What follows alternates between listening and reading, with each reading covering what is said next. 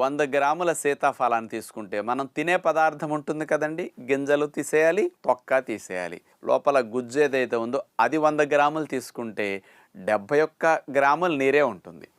శక్తి 104 క్యాలరీల శక్తి. Okay. సపోటా, మామిడి ఇవన్నీ చాలా తక్కువ సీతాఫలంతో పోలిస్తే. ముఖ్యంగా ఇందులో 25 గ్రాముల పిండి పదార్థాలు ఉంటాయి. కొవ్వులు 0.6 గ్రామ్స్, కొవ్వులు అసలు ఎక్కువ ఉండవు. మాంసకృతులు 1.7 గ్రాములు, 2.5 గ్రాముల పీచు పదార్థాలు ఉంటాయి.